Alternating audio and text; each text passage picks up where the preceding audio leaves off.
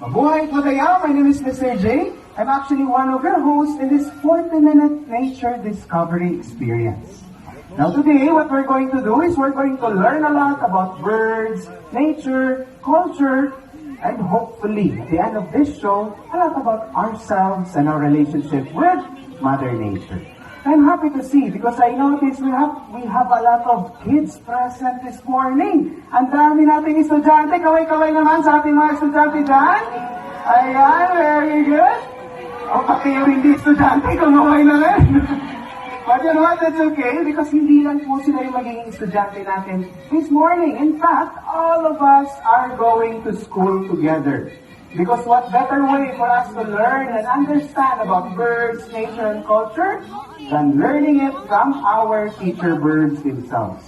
Now let me just share this, that our teacher birds are actually rescued and donated birds that we can no longer release back in the wild. Why? Number one, some of them are non-endemic. Ibig sabihin, hindi po sila taga rito. Even if they're physically fit, if we release them in the wild, surely they will not survive in our environment. Secondly, some of our birds are left disabled from their previous injury. That is why we take this opportunity, do this activity to entertain our rehabilitated birds, at the same time teach you, our guests, about environmental and cultural awareness. Ayan po yung gagawin natin ngayong umagang ito. Now, since all of you are going to be students of the Malagos Bird School, my question now to everyone would be, are we all ready to learn this morning? Oh, what about the others? Parang hindi pa ready yung iba. Ulitin nga natin. Are we all ready to learn this morning? Ayan, very good, because we are ready as well. So let's proceed with our first lesson, our first topic for the day, which is good manners and right conduct. With that, help me welcome our first teacher bird, at the same time, the star student of Malagos Bird School, an African gray parrot. Now, a little trivia muna tayo. They say that the African gray parrots are considered as the most intelligent among the parrot family. Did you know that? Alam niyo ba yan? That they even think like a 3-year-old child.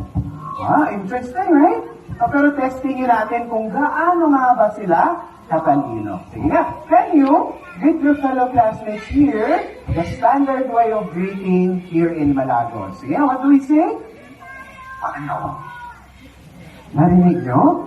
Ang sabi ng ibon, sabi niya ay, madayaw, because that's how we greet here. Mabuhay o madayaw. Pero hindi ka nagpakilala sa sarili mo. Kindly introduce first your name to your classmates. Sige, what is your name? Mama. Narinig nyo? Pangalan niya? Can anyone tell me yung pangalan niya?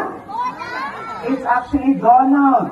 Medyo slang lang yung bird natin, ha? Pagpasensyahan nyo po, okay? Ulitin nga natin, baka hindi nila maniwala. Sige, what is your name? O, diba? Donald. Medyo slang nga yung teacher bird natin, okay? Now, I'm sure you might be wondering right now, how are birds able to talk? But I tell you, they don't. What they're doing is what we call mimicking. And this is very common because in the wild, they do this to create bond or socialize with the other birds. Okay? Now at this point, kayo naman sana yung bumati kay Donald. Okay ba yun? Now can everybody say, good morning, Donald? Good morning, Donald. Donald, sabi ng mga classmates mo, good morning daw. Anong i-reply natin? Sige nga. Anong i-reply natin? Don't be shy.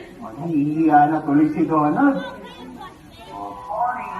Ayun, sabi ni Donald, good morning also. Kasi nga, as part of good manners, when someone says a good morning to us, it's best to reply a good morning as well. Okay. Now, Donald, ikaw naman yung magtanong sa mga classmates mo. Kumustahin mo naman sila ngayong umaga nito. Sige, what do we tell them?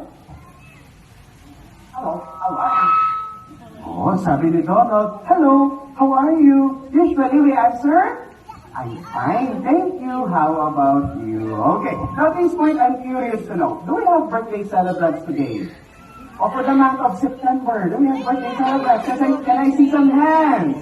Ayun, I can see over there. Very good, kumakaway si nanay. Very good. How about on this side? Do we have? Ayun, si baby girl. Oh, ayun si kuya. Very good. Now we have a few, or we have a lot actually. Nakikita ko.